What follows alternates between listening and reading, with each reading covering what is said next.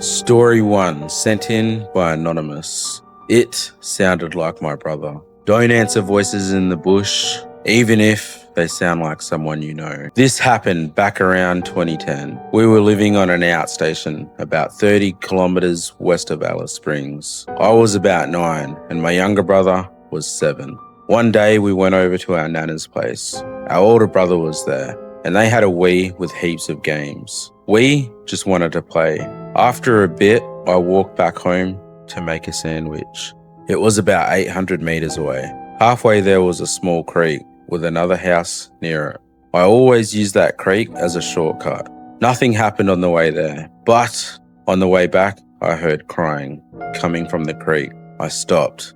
At first, I thought it might be my little brother. Maybe he got hurt, but something in me told me it wasn't him, and not to go any closer. Then I heard his voice, clear as day, coming from the creek, yelling at someone, swearing, exactly how he talked. I couldn't see him. I called out to him, told him to be quiet. He answered back like he was right there, arguing with someone I couldn't see. I told him to come out or I was leaving. And the second I said that, everything stopped. The crying, his voice, all of it. Dead quiet.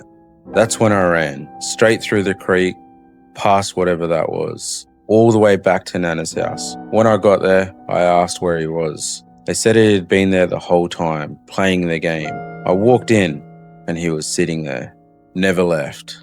I told everyone what happened. Most didn't believe me. My older brother kind of did. A few months later, my little brother passed away, and I still think about that day, what I heard in that creek. Story 2, sent in by Amber. It was running next to the car. If something keeps up with your car at 110 kilometers per hour, don't look twice. My partner and I were driving along Albany Highway near Jarradale. It was just before dark, sun setting. I was already struggling to see properly. Out of the corner of my eye, I thought I saw someone running next to my car, keeping up with it. We were doing about 110. I brushed it off straight away. Just thought I was tired, seeing things. Then I looked over at my partner. He was staring straight out my window. Didn't say anything, just frozen. I asked him if he was alright. He shook his head and said nothing. We didn't talk about it until we got home. When we got back to Byford, he asked me, "Did you see anything on the drive?" I felt my stomach drop. I said, "Maybe." That's when he told me he saw a figure running right next to the car. Full body, arms swinging, legs moving. He even saw its face. Said it looked like a man. To this day, I won't drive there at dusk or dawn.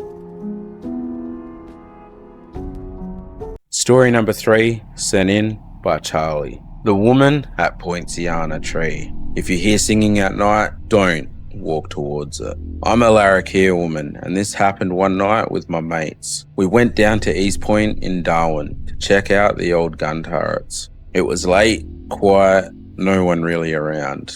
There's a tree there that people talk about, the Poinciana tree. As we were walking around, we started hearing something.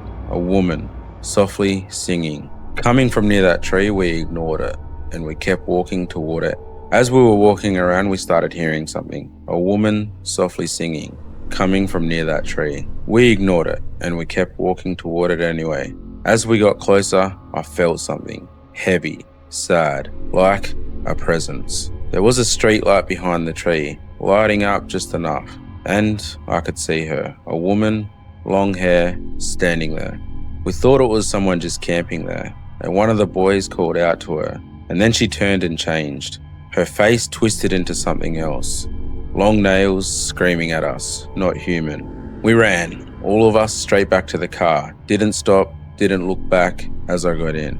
I looked back toward the tree and she was there again, standing in the same spot, softly singing like nothing happened.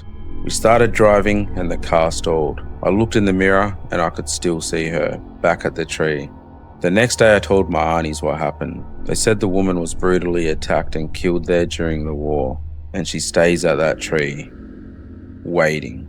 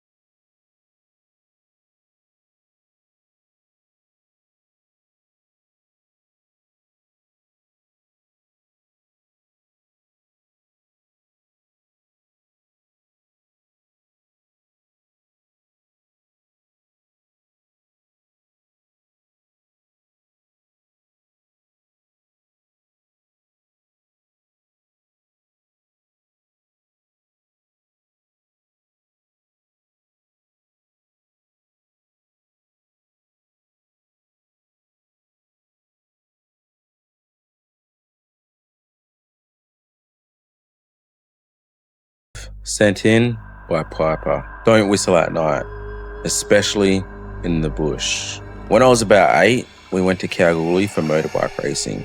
It was me, my twin brothers, my dad, and my stepmum. We had a normal day, nothing weird. That night, we started driving home towards Southern Cross. At one point, we pulled over to the side of the road so we could go to the toilet. While we were there, my stepmum said something. She told us Featherfoot was around us. My dad didn't believe her. He laughed and whistled. We got back in the car and he started driving again. Not long after that, we could hear a man talking, an older voice. But none of us were talking. We all kind of ignored it at first. Then about an hour and a half out of Southern Cross, we saw something run across the road. We all noticed it. Then about 10 minutes later, we saw more. A whole group moving across the road. They were screaming, "Help us." But something was wrong. They didn't have legs.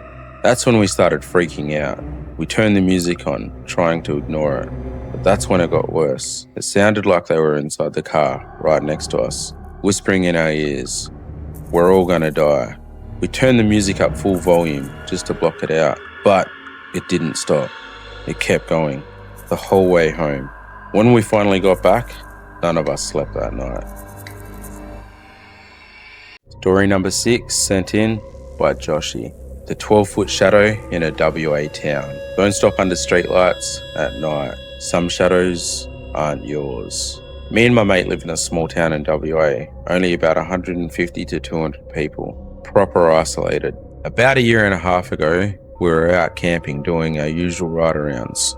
We stopped near a streetlight, and straight away, something fell off. There was a shadow under the light, but it didn't match anything around it. It looked human, like about 10 or maybe 12 foot. At first we thought it had to be something behind the fence, or just the angle of the light messing with us. But then it moved. Not normal walking either. It was slow, wrong, almost like it was gliding. We were about 100 meters away, just staring at it, trying to work out what we were even looking at. Then it started coming closer. When it got around to 80 meters, we both froze. Didn't even talk, just looked at each other like, "Are you seeing this?" That's when it screamed. I can't explain the sound. It wasn't human, it was loud, but something about it was just wrong. As soon as we heard that, we snapped out of it and rode straight back to my mate's house. Didn't stop, didn't look back. Later on, I told my dad what happened. He said someone used to live on that street had died the same day. Still don't know what we saw.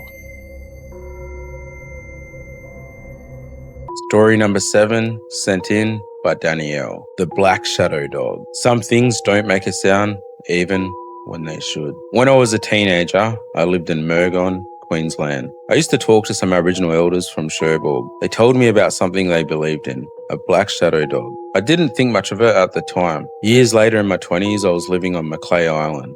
I had a baby daughter and it was just me and her dad at home. One night it was raining. I went downstairs to grab something from the car. I was using my torch on my phone. As I walked up to the car, something moved. A black shape, like a big dog. It ran out from the side of my car, fast.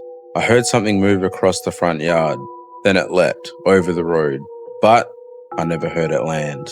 No claws on the road, no sound, nothing. It just kept going until it disappeared, as fast as it showed up. I didn't even grab what I came for. I ran straight back upstairs, locked the house, and that was it. Only time I've ever seen it. Story number 8, sent in by Jalligal. The bus we couldn't open. Don't leave anyone alone out there, not even for one night. Years ago, me and about 20 boys went on a trip. From Karratha, heading down to Tom Price and Karragini. We camped along the way. Everyone slept outside in swags, except one of the boys. He stayed inside the bus. The night was dead quiet, nothing felt off. Then we heard it, screaming, coming from the bus, yelling for help. We all ran over, tried to open the doors, pulling them, smashing on them. They wouldn't open. No matter what we did from inside, we could hear the scratching. Then we saw it. Hands, big black hands, pressed up against the window, scratching, and we couldn't get in, couldn't help him. That's all the details he provided. Story number 9, sent in by Janicia. The woman sitting in our laundry. Don't look down at hallways at night, you might see something waiting. One night when I was a kid, I was at home with my family. My mum, my dad, and my little brother, and my baby sister. We were all getting ready for bed. and Mum asked me to go make a bottle for my baby sister. So I walked down the hallway, no lights on, just pitch black. I went into the kitchen, and the only light that was on was the stove light. I made the bottle, nothing fell off yet. But on the way back, something told me to look right, towards the laundry. I didn't want to, but I did. There was a woman sitting on a chair, big build, short black hair. She was blocking the doorway, facing towards the backyard, not moving, just sitting there. I got goosebumps straight away, but I didn't stop. I just kept walking down the hallway, straight to my parents' room, gave my baby sister the bottle, and I didn't say a word. I was too scared to even open my mouth. I never told my parents that night, but even now, I still remember exactly what I saw. That woman sitting in our laundry.